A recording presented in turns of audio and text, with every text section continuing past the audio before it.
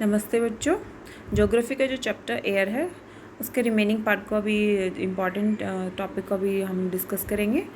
Lesson से इसके main points को मैं डिस्कस करूँगी, आपको मेन पॉइंट्स को मैं नोटिस भी कराऊँगी और आफ्टर दैट आपको इसके नोट्स अपनी कॉपी में लिखने हैं। जो मैंने क्वेश्चंस दिए हैं वो इसी में सॉल्व हो जाएंगे। Okay, structure of the atmosphere.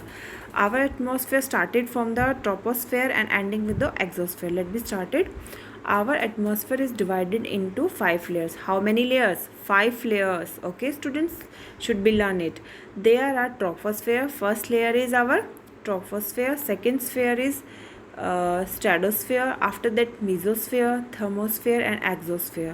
First of all, we read about the main points of the troposphere. Troposphere is the first point. It is so important layer. First point is it is so important layer. Second point is it average height is 13 kilometer from the surface of the earth. Okay, and next important point is that the air we breathe exists here. I mean to say that oxygen level is increasing here. Almost weather condition, phenomenal rainfall, fog, hailstorm occur in this area. Okay बेटा, troposphere की main important बात यह है कि इसमें weather phenomena देखने को मिलता है। फिनोमिना जैसे कि rainfall, fog, hailstorm occur. Okay, troposphere सबसे इंपॉर्टेंट लेयर है। हाइट 13 किलोमीटर है from the surface. After that main point of this sphere is कि इसमें वेदर फिनोमिना है। ओके, 3 पॉइंट्स हो गए। आफ्टर दैट हम स्ट्रेटोस्फेयर के बारे में पढ़ेंगे।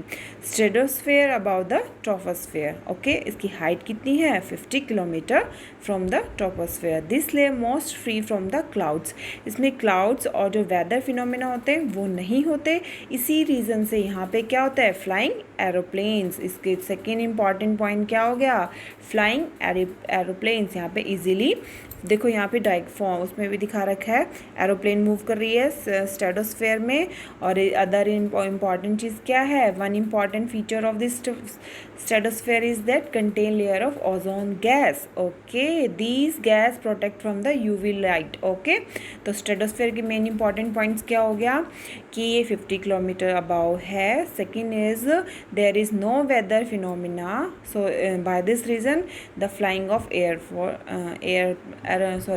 flying airplanes easily. And third and important one, here we find the ozone layer, and ozone layer protect us from the UV lights. Okay, stratosphere के 3 important points होंगे। Okay, अब mesosphere के बारे में पढ़ेंगे। Mesosphere this is the third layer, it is important layer, third layer. और इसकी height कितनी है? 18 kilometre from the stratosphere. Okay, meteoroids burn up in this layer on the entering from the space. देखो, M से mesosphere, M से meteoroids, तुम्हें याद रहेगा इसकी इंपॉर्टेंट पॉइंट क्या है? जो मेट्रॉइड्स आते हैं स्पेस से वो यहाँ आके बर्न हो जाते हैं, फिनिश भी हो जाते हैं। Okay, after that thermosphere. Thermo मतलब related to heat. Okay, in thermosphere temperature rise rapidly with the increasing height. Okay, तो मेन पॉइंट क्या हो गया स्टूडेंट थर्मोस्फेयर का? कि हाइट के साथ यहाँ पे क्या होता है? टेम्परेचर इंक्रीज होता है। Okay student, after that second point of this main part is ionosphere, part of this layer. इसमें एक आइनोस्फेयर की लेयर होती है, वो कहाँ पे लाई करती है? 80 किलोमीटर तो 400 kilometre. This layer have the radio transmission. बेटा, आयना जो आयन्स होते हैं, positive negative electrons protons, they help in radio transmissions. जो हम रेडियो सुनते हैं उसकी वेव्स को हमारे पास ट्रांसफर कर देते हैं। ठीक है, तो मेन पॉइंट क्या हो गया मीजोस्फेयर का? टेम्परेचर हाई होता है, आइनोस्फेयर है और रेडियो ट्रांसमिशन में हेल्प करते हैं। Okay, in this fact radio wave transmit from the earth and reflect back to the earth by this layer. Okay, important layer कौन सी होगी? Thermosphere, heat, and after that ionosphere presence, and after that is transmission of radio. और last है हमारे exosphere. एक्सो मतलब बाहर। This upper most layer, सबसे बाहरी परत होती है, एक एक्सोस्फेयर कहते हैं। This layer has very thin air, बहुत ही पतली एयर होती है। इसमें 2 इम्पॉर्टेंट गैसेस मिलती हैं which are helium and hydrogen floating in this space air. Okay student, तो हमने स्ट्रक्चर ऑफ एटमॉस्फेयर किया। हर स्फीयर के अपनी अपनी इम्पोर्टेंस है, वो इम्पोर्टेंस आपको लिखनी है। मैंने क्वेश्चंस में दिया है, जैसे आप ट्रोपोस्फेयर को लिखोगे उसके साथ उसकी हाइट लिखोगे, मेन पॉइंट्स लिखोगे। जैसे ट्रोपोस्फेयर में मेन पॉइंट क्या है, उसमें वेदर फिनोमिना है। स्ट्रेटोस्फेयर में क्या है, एरोप्लेन मूव कर सकती है, ओजोन लेयर है। मीजोस्फेयर में व्हाट इट 18 किलोमीटर है, मेट्रॉइड्स बर्न होते हैं। थर्मोस्फेयर में क्या है, हाइट के साथ टेम्परेचर इंक्रीज होता है और आयनोस्फेयर की प्रेजेंस है। By the help of ionosphere we find the radio transmission.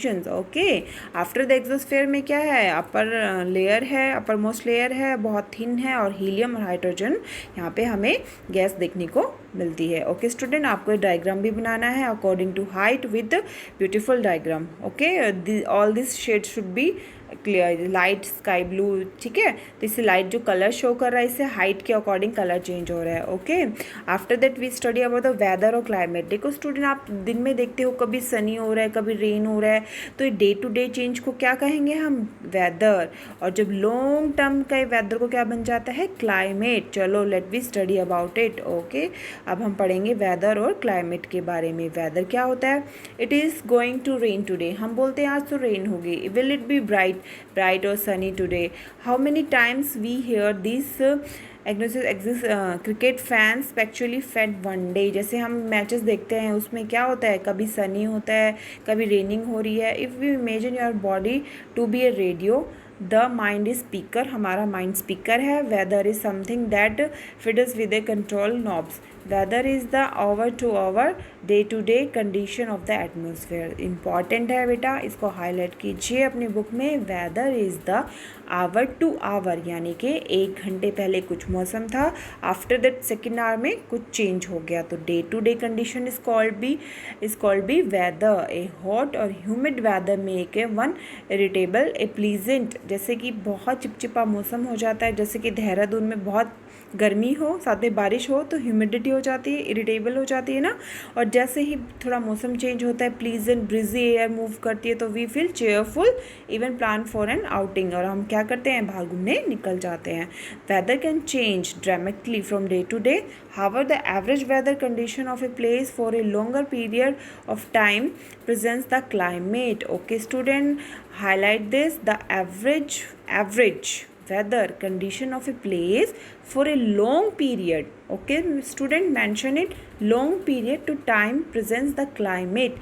जैसे कि मैंने बताया था, day to day changes equal to weather, and the average weather of a long period time of is called the climate.